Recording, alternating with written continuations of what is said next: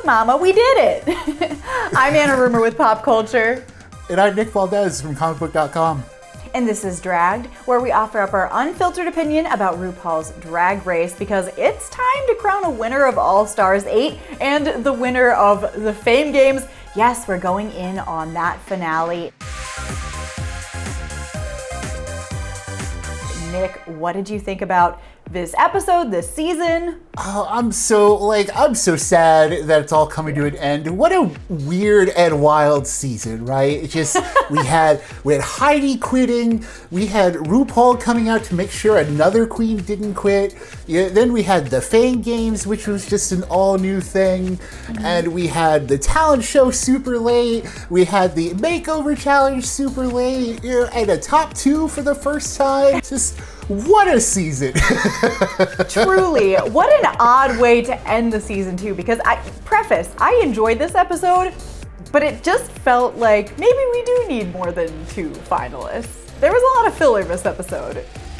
Yeah, right, I was starting to think that too, because it's like, oh, this is why you brought the queens back for this, so we could have some more personalities kind of filling the commentary spots, and it's because as much as I love Jimbo and Candy, I don't think they could have supported an entire episode on their own. Let's talk about Jimbo's first. I remember being born. What do you think about the song, about the performance, about the choreography? The thing with this episode is, yes, it was clearly being edited heavily towards Jimbo winning, right. And I felt that through the entire thing, as much as I've supported Candy. But the thing with that is, because I'm supporting Candy so much, I feel a little jaded about it. If it was really down to this final maxi challenge and the lip sync, I think Candy had the better of the two. Mostly because Jimbo's song was fine. It's funny, yes, and choreography was fine, but we've seen better Jimbo. Here's my thing. These original songs are very difficult to judge because they had nothing to do with them. They are assigned these weird songs.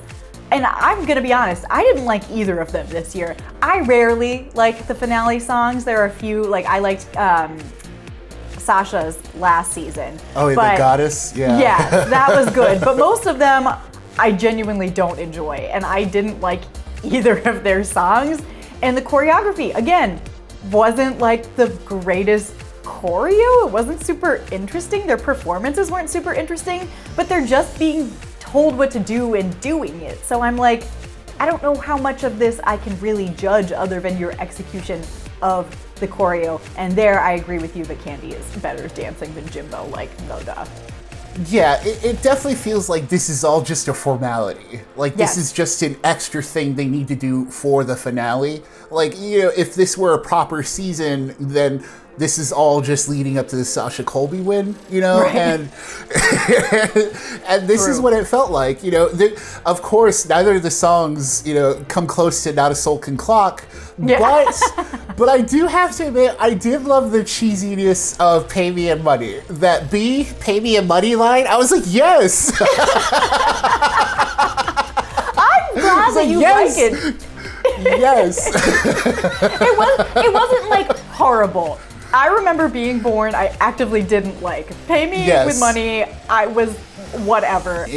Once again, it just felt like this is something we had to do, we had to see for a finale episode, and maybe it would have worked better with the top 3, but who knows? And this is all especially noticeable when you get to the final runway, and we get all the queens getting the time on the runway, and it's oh, and then you get Jimbo and Candy's.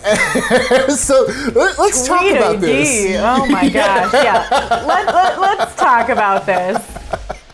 Okay, so right off the bat, we've got Monica Beverly Hills, and I do love this purple on her. I loved everything about this look except for the fact that it didn't fit her. It was so loose and just kind of shapeless at the middle. And it truly just didn't fit her body. I wish she had fitted it to her more, and then I would have really liked it.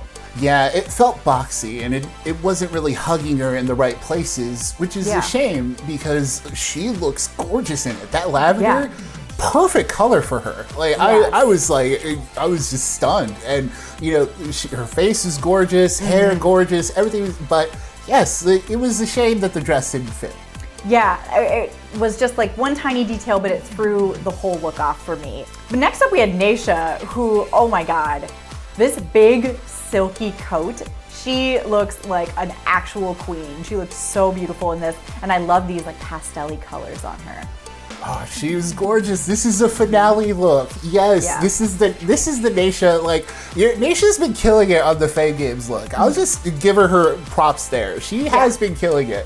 And so seeing her here in the finale kill it once more with something so dramatic that she has to like pull it to the side in order to actually see around her, you know, I love that stuff. I love when queens have to do the extra work to make it actually wearable, but I loved it. Good going, 𝐏𝐶𝐻. Great look. And then we have Mrs. 𝐏𝐶𝐃 Davis, who comes out in this black and white coat and gown.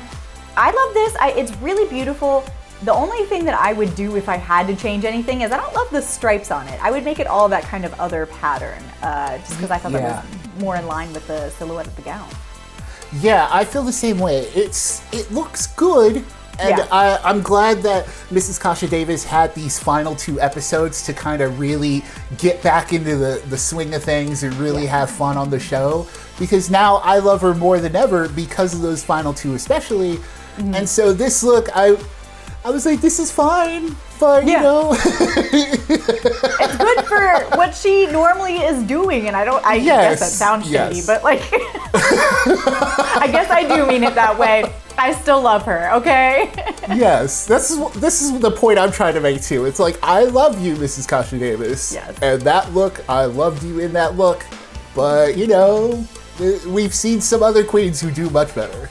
Yeah, wait till we get later in this runway and you'll understand why we feel so about it. Yes. Well, actually, I don't know. This next one elevates Mrs. 𝐏𝐶𝐃 Davis. Darienne Lake comes out in this green fishnet gown that opens to like this weird fishnet bodysuit with like lace applique over the zones.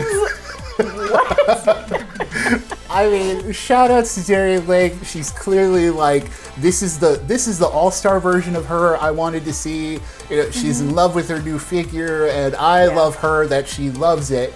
But it was one of those moments where it looked better before the reveal, and so I was just like, I felt bad because I was like, no, girl, keep it on. Instead of take it off, it's keep it on, put it back on. We love you, Darienne. Any other color or pattern or design would have been better. Just saying. Yeah, any other look, right? This is basically what we're trying to say. You know, you look great. I love that you're feeling it, you know, and I'm feeling you feeling it, but I wasn't feeling that. So. Yeah. Well, and it's tough when James Mansfield comes out afterwards in this Vegas showgirl look. How many Vegas references are we gonna have this season? But I really love this. She looked beautiful. I didn't recognize her at first, honestly. Yeah, I was like, who is that? I did the whole, who is she? It's the dark hair. Every time she comes out with dark hair, I'm like, who's that? And it's James, and she looked fantastic in this. Yes, you know, finally a different silhouette. Like, you know, it takes the style of that Aztec look that she had. Plus it has that Las Vegas vibe, and she looks gorgeous in this. And she had some good looks during the Fame Game stuff too. Like, I particularly love that Ric Flair look that she had. Just want to shout that out. But I love this. This is a good way for her to go out. I appreciate it. In my notes, I said, watch out Kahanna, but Kahanna was up next, and oh my God, everyone else needs to be watching out for Kahanna. I was gagged, Nick. She comes out, I was speechless. She looked stunning. I was like, did she win? Can we honestly take the crown and give it to Kahanna? The real one. That's why I felt so bad for Jimbo and Candy. We'll get to their looks later, but this, like, Kahanna really came and stole the show with this. She really stole the runway. I was absolutely stunned, and then when she turns around and there's a sheer back to it, oh my God, like, she was really holding out on us, really. Am I being dramatic in saying this is one of the best Drag Race looks ever? I don't think so, especially when you compare it to other finales in general. And this is the kind of look that if Kahanna won her season, she would come back in this look to present the crown. Like it's that good. That good of a look. It's beautiful. I could look at it forever. And then, it's tough because Lala comes up next and she looks like a beautiful cake, but she's wearing this tiny little kitty cat wig for some reason. I don't know why she wears them, because they don't flatter her. They're not the right proportion. And you can see the lace on her wig. Like, what? Okay. Yeah, like, I love Lala, and we'll talk about, what Lala gets, and, it's appropriate for that, but it's that tiny, tiny wig. Why, Lala? This is such maybe she was going for 1920s glam, and I love the dress. I loved it. It really was that wig that was distracting. And the lace, you are surrounded by professional drag queens. We are on All Stars. No one was like, hey girl, little snip, snip, snip. Like, what are we doing? Oh, Lala, I love you so much, but I'm gonna steal that wig from you, girl. Ugh. Okay, next up, we have, how I said Kahanna may be the best Drag Race look, or one of them ever? I think this is right up there with that, and it might be my favorite gown I've ever seen on the runway. It's a Miss Alexis Michelle. She comes out looking like Holiday Barbie. Am I right? Yeah, Alexis was also holding out on us, she knew she was killing it. This was so beautiful in so many different ways, and her hair was so perfect and shiny, and her face, stunning. Oh. And I know we've seen Alexis in so many gowns this season, but even still, this is just perfect. What a great look to go out on. What a great memory to leave us on. The next time we see you, we'll think of that look, Alexis. Yeah, exactly. What a legacy. And speaking of Barbies, Jessica Wilde comes out looking like straight up Barbie. I love this pink gown. She was really pretty. I mean, no notes. Yeah, that's the thing. I was also like, oh, this is incredible. It was really just a 1, 2, 3, 4 kind of punch. Even with Lala, even with Lala's distracting wig, I was like, this is gorgeous. And Jessica just completed that. It made me remember, oh, you got robbed. Yeah, it made me angry again, which I missed. Well, then we've got our two winners walking the finale runway in their final looks. Jimbo comes out in this kind of rock and roll goddess look. I really like the hair, the horns that she had, and I liked the dress, but not more than other things I saw on the runway. Yeah, that's where I'm at too, because it's just, you're following Kahanna, you're following Lala, you're following Alexis, you're following Jessica, and it's a fun look. It reminds me too much of that fruity RuPaul look that she did. Forget the challenge, but with the faces and the supermarket ball. Yes, and you have the pop art look, which is, it's cute. That's what it is. It's cute. The hair horns, great Jimbo.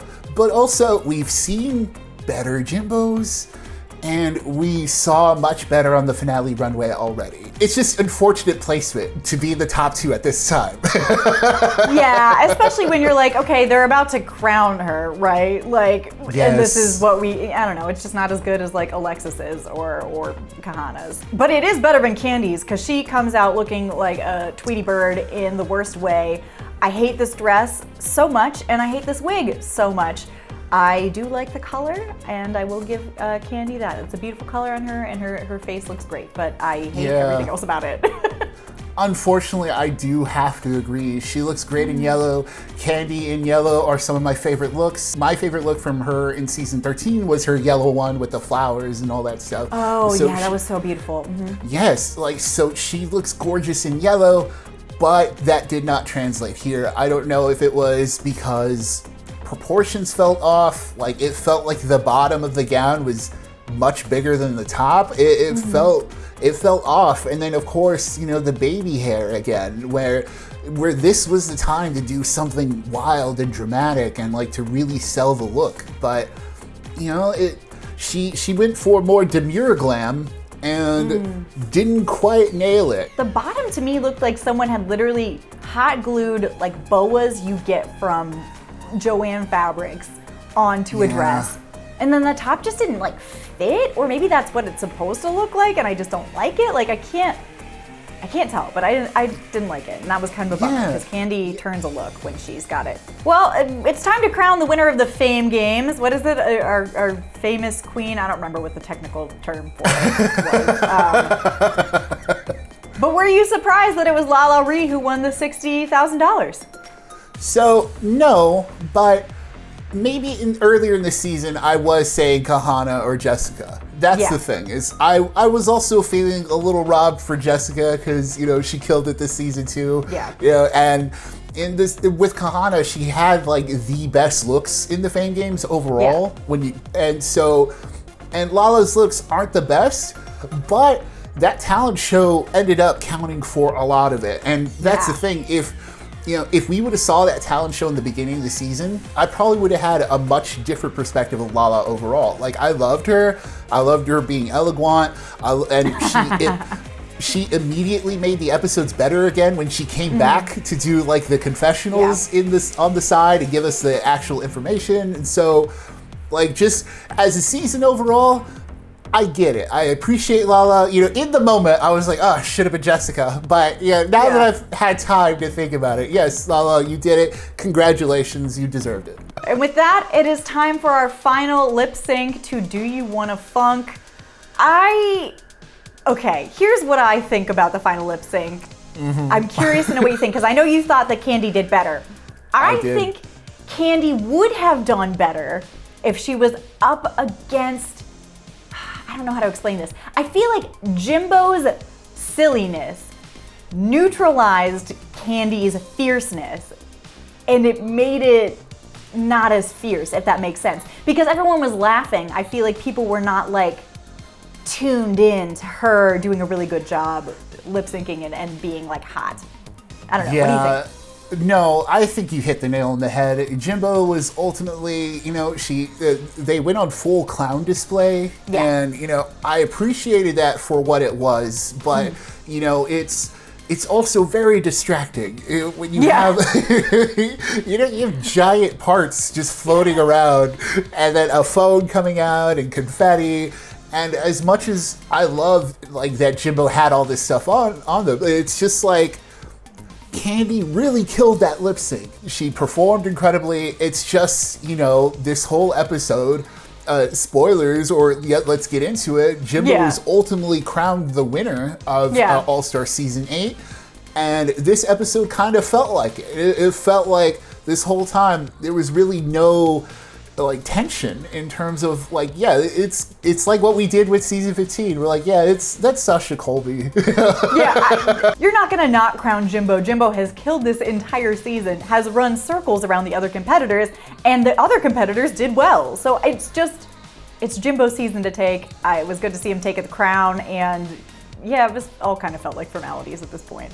It might sound like we're like lackadaisical about the ending of it. I'm not, because if Kandy had won, I think I would have been upset. So I think I would have been like, I would have been like, Jimbo's done so well this entire season. We're basing it off of one weird music video that no one had anything to do with. Like, this, come on, you know? Yeah, so, and that's the other end of it, right? Like, Jimbo did that talent show. So it's like, that one, if anything else, like, that won the season, right? Yes. I mean, it's the right ending. It's just, you know, when you get to the right ending after you've been watching the right ending coming straight at your face for like 10, 12 episodes, it's just a little bit like underwhelming. So, but I love this season as a whole. You know, it was a blast. What do you think?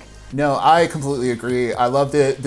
Heading into the season, this was my first experience with Jimbo. So this was just like a fun thing to watch. And so Jimbo winning at the end of the day, I loved it. You know, it all works. Kandy unfortunately made it to top 2 again, didn't win, but Kandy also showed off why she should probably get a lot more bookings from now on. Like I hope she finds so much more success. Yes, keep this Queen booked and busy. And we love being booked and busy too, so keep watching this space. Obviously, this season of Dragged is complete, but we've got more stuff coming, so keep watching this space, and we will see you very soon. Until then, have a good one.